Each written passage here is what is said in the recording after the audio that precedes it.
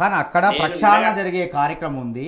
వారు అన్నట్టు బంగాళాఖాతం కాదు, అరేబియా సముద్రం ఎక్కడంటే అక్కడ ఇసిరేయడానికి సిద్ధంగా ఉంది. దాని మీద భూమాత అది మీరు ఎందుకు సిద్ధపడతారు మా వల్ల కాదని? మీరు ఎందుకు అనుకుంటారు అట్లా? అంటే ఎందుకు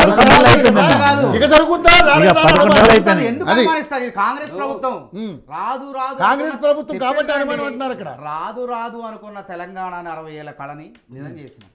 ఇది కుదరదు అన్న తెలంగాణని ఇచ్చినాం. నిర్భయ చట్టాలు తెచ్చినాం, సమాచార హక్కు చట్టం తెచ్చినాం, ఆహార భద్రత చట్టం తెచ్చినాం, హరిత విప్లవం, పారిశ్రామిక విప్లవం, క్షీర విప్లవం, శాస్త్ర సాంకేతిక ఇన్ని విప్లవాలు తీసుకొచ్చి దేశాన్ని అభివృద్ధి తీసుకొచ్చిన జయలేమండి. ధరణి స్థానంలో భూమాత రాబోతుంది, ఓపిక పట్టండి. అదే విధంగా మీరేమన్నారు, కాంగ్రెస్ పార్టీ దగ్గర భావ ఉద్వేగవేత్తలు ఉండరండి. గుర్తుపెట్టుకోండి, నేను మీకన్నా వయసులో చిన్నవాడిని అయినప్పటికీ కాంగ్రెస్ పార్టీలో ఒక 23 ఏళ్ళ అనుభవం ఉన్నది. చిన్నప్పటి నుంచి ఒక భావజాలంతో పెరిగిన వాడిని. కాంగ్రెస్ పార్టీలో ఆర్థికవేత్తలు ఉంటారు తప్ప ఉద్రేకాలు రెచ్చగొట్టే ఉద్రేకవేత్తలు ఉండరు. ఇది గ్రహించండి. ఫస్ట్ దుబారా చేయటం అనేది ఉండదు. గుర్తు, ఇది జాతీయ పార్టీ.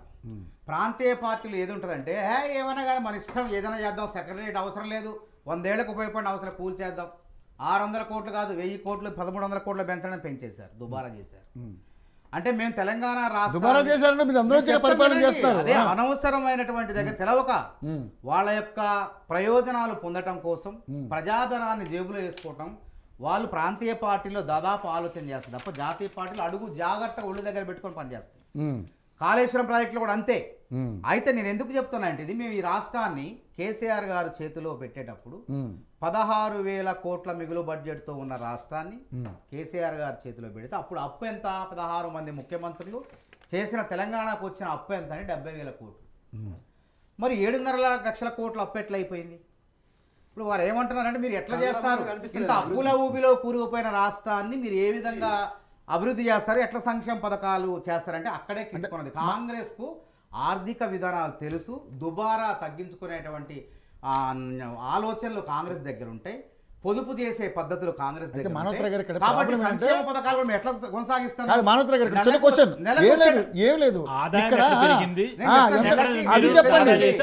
మీరు వచ్చి 11 నెలలకి ఎంత అప్పు చేశారు అది కూడా చెప్పండి. అప్పు చేయాల్సిందే, ఇల్లు నడపాల్సిందే ప్రభుత్వం.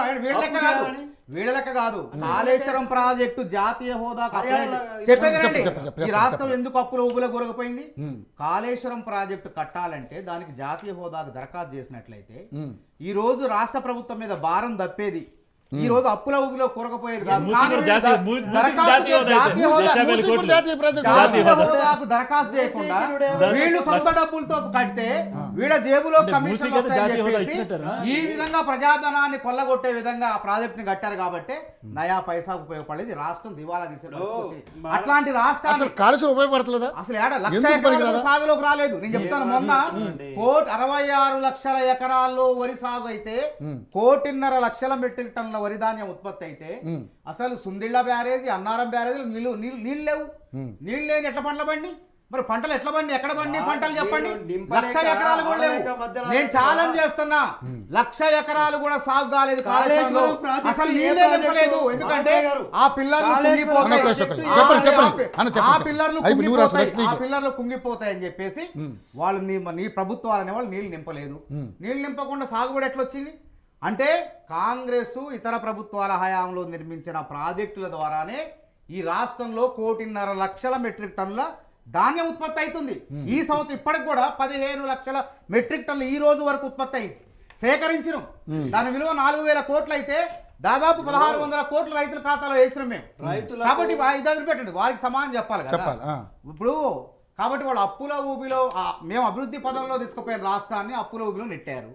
మళ్ళీ కూడా మా ఆర్థికవేత్తలు ఏదో రకంగా ఈ రాష్ట్రాన్ని అప్పుల ఊబిలో నుంచి బయటపడేసేందుకు, అభివృద్ధి పదం నడిపించేందుకు 2,91,000 కోట్ల బడ్జెట్లో నెలకొచ్చే ఆదాయం ప్రభుత్వానికి 18,500 కోట్లు.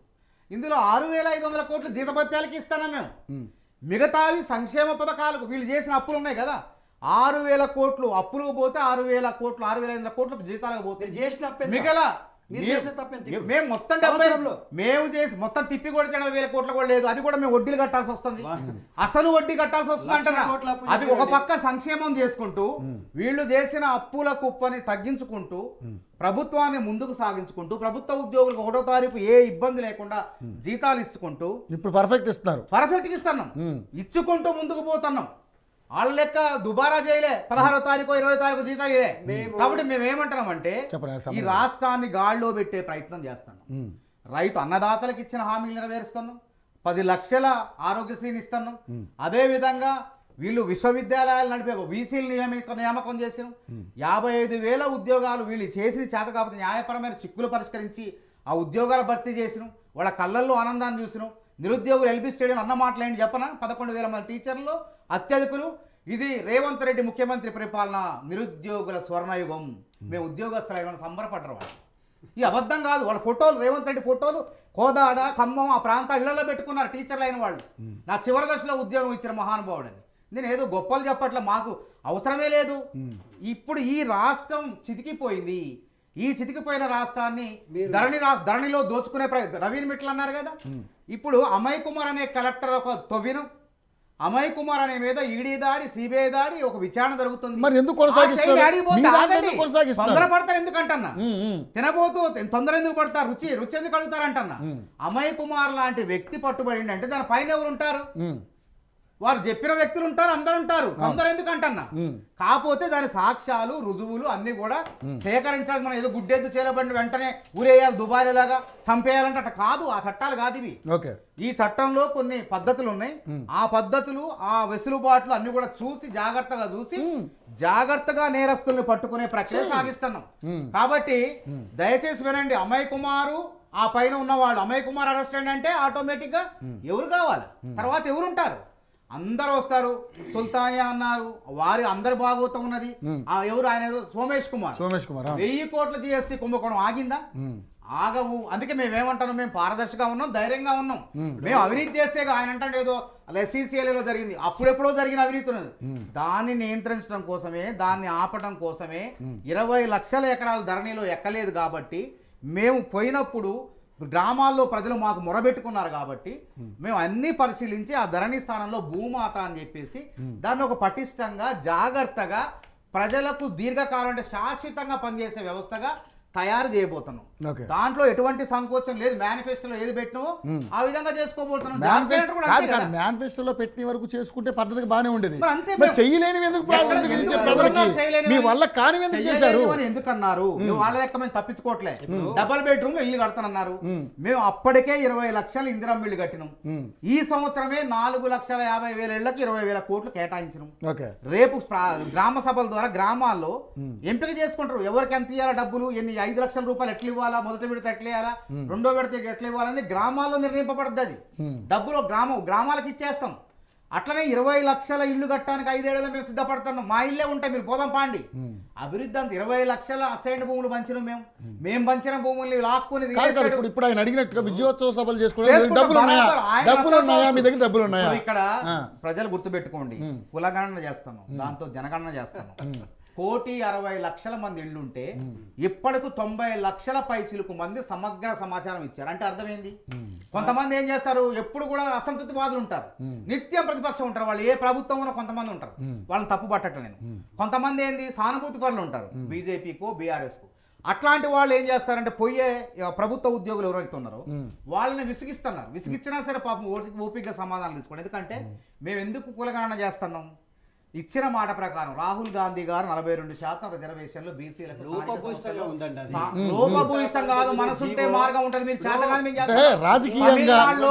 తమిళనాడులో 69% రిజర్వేషన్లు అమలవుతున్నాయి. ఇప్పుడు కూడా ఎవరు కూడా 9వ షెడ్యూల్లో రాజ్యాంగంలోని 9వ షెడ్యూల్లో చేర్చుకొని రాష్ట్రపతి ఆమోదించి అన్ని పార్టీలు కలిసి ఆ రాష్ట్రంలో అన్ని వర్గాల వాళ్ళకు కూడా న్యాయం చేసే విధంగా ప్రయత్నం చేయాలి. అందుకంటున్నా ఇక్కడ ఏంది, కుళ్ళుతో రగిలిపోకండి.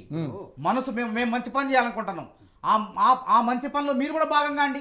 ఎందుకు అడ్డుకునే ప్రయత్నం చేస్తారంటాను నేను. అసలు వాళ్ళు ఏం సంప్రదించట్లేదే కదా వాళ్ళ బాధ. మీరు ఏదో ఒక నిర్ణయం తీసుకుంటే ప్రతిపక్షాన్ని సంప్రదించమనే కదా వాళ్ళు కూడా అడిగేది. మీరు ఏకపక్ష నిర్ణయాలు తీసుకుంటే పోతా ఉన్నారు. అవును, ఎవరన్నారు మూసి అన్నారు కదా ఒకసారి, అంటే పెద్ద మనిషి ఎవరు అడిగారని మూసి ప్రక్షాళన చేస్తున్నారు, ఎవరు అడిగారని హైడ్రాన్ తీసుకొచ్చారంటే ఒకళ్ళు అడగక్కర్లేదండి. భవిష్యత్ ఒక నిమిషం ఆగండి మీరు అడగండి. మేము ఎవరు అడిగారని దళిత బంధు ఇచ్చారు? ఎన్నికల మందు కోసం ఇచ్చారు హుజురాబాద్ లో. మీరు ఎవరు అడిగారని రైతు బంధు ఇచ్చారు? మేనిఫెస్టోలో పెట్టారా? మీరు మేనిఫెస్టోలో పెట్టారా? చెప్పండి. మీరు మేనిఫెస్టోలో ఉందా? వ్యతిరేకించడం కాదండి, మేనిఫెస్టో లేదు కదా. మీరు మేనిఫెస్టో లేకుండా హుజురాబాద్ లో దళితుల ఓట్లు దానికి సమాధానం చెప్తారు కదా. దళిత బంధుని ఓట్ల మందు కోసం, ఓట్లు రాత్రి మందు కోసం వేసే ప్రయత్నం చేస్తారు. అందుకే నేను ఏమంటున్నా, పెద్దలు ఆగండి.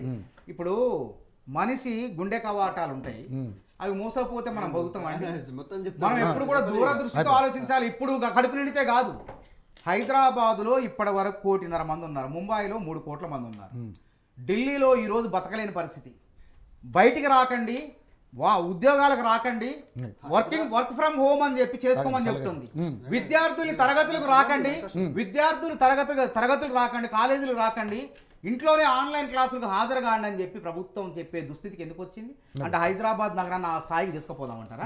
ఒక్కసారి మీరు నాగోల్ దగ్గర 1 కిలోమీటర్, నాగోల్ దగ్గర మూసి వస్తుందంటే 1 కిలోమీటర్ పరిధిలో మీరు రండి, ముక్కు దుర్వాసన కంపల్సరీ ఖర్చు ముక్కు మీద పెట్టుకోవాల్సింది.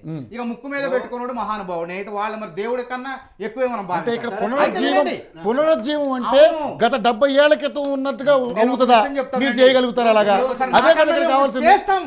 పక్కన వీళ్ళ ముగ్గురికి నేను సమానం చెప్పాలి, ఒక్కడే కాదు, వీళ్ళ ముగ్గురికి నేను సమానం చెప్పాలి. దక్షిణ కొరియా సియోల్ నగరంలో అన్ననే నది కూడా మూసీ నదికి ఉన్న చరిత్ర ఉన్నది. అక్కడ 600 సంవత్సరాల రాజవంశాల చరిత్ర ఉంటే ఆ నది ఉద్భవించేటప్పుడు ఎంత స్వచ్ఛమైన జలం ఉండేదో అన్నది, అదే స్వచ్ఛమైన జలం తొలినాళ్ళలో ఉండేది. కానీ కాలక్రమేణా పడిపోయింది.